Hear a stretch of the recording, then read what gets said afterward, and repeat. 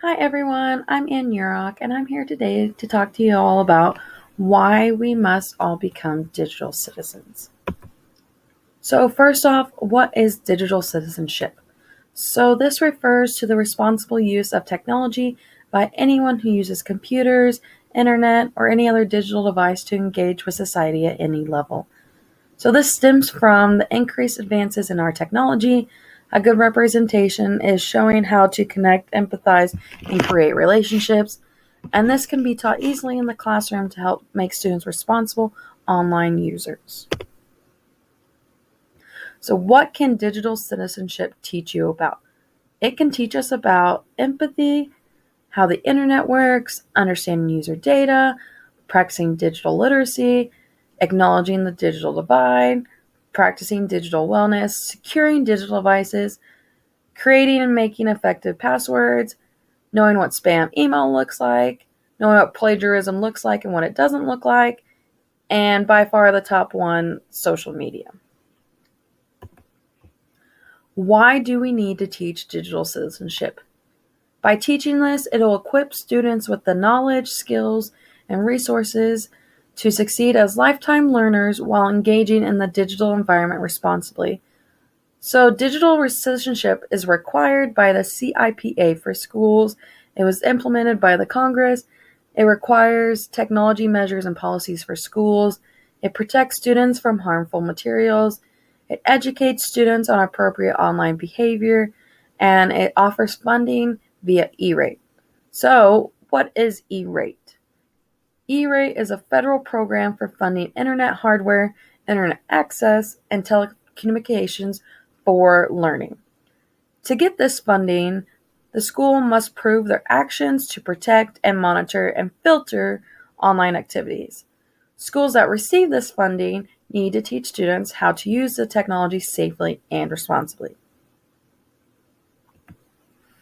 Why should we teach digital citizenship? So, to teach this, we have to use information literacy. So, this is how quickly we can find information on the internet. And knowing what good websites are and bad websites are. One of the biggest bad websites I tell the students out there to get information from is Wikipedia. Also, there's cyberbullying prevention, so making sure that the students are responsible communicators and are using the correct etiquette. And then we have online safety, so protecting their identity, protecting their personal information, knowing that they're being digitally responsible, so educating them on plagiarizing and knowing what boundaries there are. And then lastly, health and emotional wellness in the digital world. Technology is very addictive, and we need to limit the online time and take breaks for these students so they're not just staring at a screen the whole time. And this can help them both physically and mentally. What curriculum can we use? So the most common one I found that we can use is Common Sense. So this is a K-12 curriculum that is purely online and free. So this curriculum makes students think critically and behave safely and participate responsibly. So basically the framework of this curriculum is privacy and security, digital footprint and reputation, self-image and identity, creative, credit and copyright, relationships and communication, information and literacy, cyberbullying and digital drama, and finally, internet safety.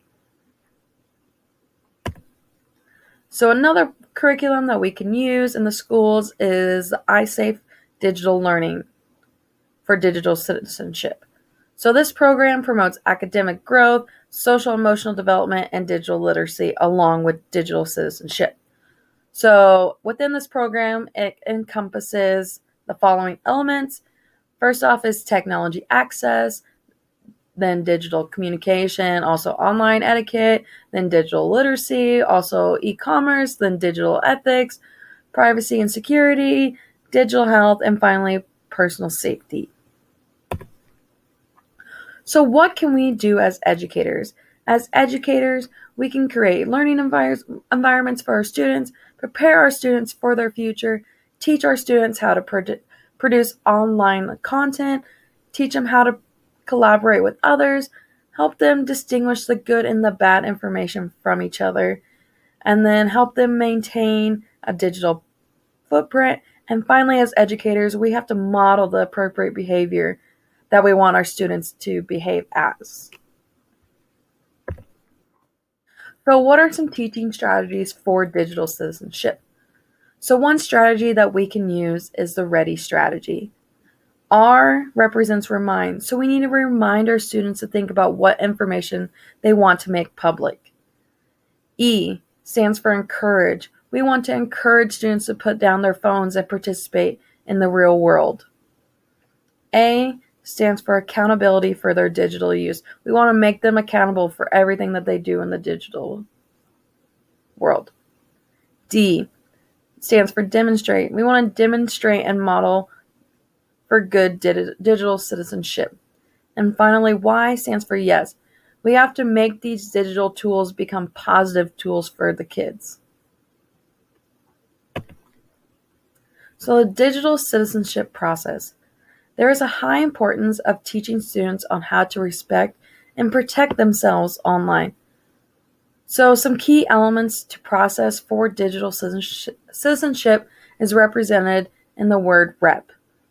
So, R, respect yourselves and others. So, under this are the words etiquette, which is how we use technology, access, knowing that not everyone has the same opportunities that we do. Next is law, knowing that we cannot just take content without permission. E stands for educating yourself and others. Under this is literacy, knowing how to evaluate accuracy, perspective, and validity of digital media and social posts. Next is communication, knowing when and where to use technology. And then commerce, buying and selling. There's so much stuff that we can buy and sell on the internet, and knowing when and where to use our debit cards online without it being something sketchy. Lastly, P, protecting yourself and others. Under this is rights and responsibilities. So we're building trust to create relationships, security. So there's so many softwares and applications out there that can help us protect ourselves. And then lastly, health and wellness, finding that balance between the online and the real world. So think before you post. Social media and the internet are such a vital part of our current society, but students and teachers need to ask themselves the following questions when thinking about posting on social media. So, what questions can we ask ourselves before posting something online? First, what impression am I giving? Do I really want this information out there? Am I oversharing? Would I want someone to share this fact or idea about me? Does it pass the newspaper test? Am I okay with seeing this as the front page of a newspaper? So here are the policy and procedures for Rural Vista. So this basically gives us the guidelines for us as educators and the students on what behavior they should follow by. And then it gives the consequences if they violate these policies and procedures, both students and teachers. So in conclusion, I really think some type of curriculum is needed in our K-12 building for digital citizenship. I think the easiest one for us to get a hold of is Common Sense. It's so readily available online. It has the lessons pre-made, activities, videos for all the grades K through 12. It teaches our students real world and job readiness skills, and it benefits all our stakeholders, both present and future students, the teachers, administrators, counselors, and the community. So here is our standard for the assignment, and the correlation with it is that this assignment directly correlates with the standard because we are able to research and understand the importance of digital citizenship. It also taught us how much digital citizenship is needed in our schools by students and teachers. The relevance, this assignment was relevant to our current learning due to the fact that technology is so readily available to all of us in the classroom and out of it. Students act like it's life or death to put down their phones and get off their computers. This assignment allowed us to dive into finding that balance between online and real life. Also, I was taught what curriculum we can easily implement into our K-12 school. Reflection, As a future leader, I know that technology is constantly advancing. The more readily available it is and will be a big part of every classroom, so that a curriculum for digital citizenship will be needed. I think it is important to have a curriculum implemented into every classroom so that the students are building on their digital citizenship every year. Lastly, here are my reference pages of all the references that I used throughout the slideshow presentation. I hope you guys learned as much about digital citizenship as I did today, and thank you.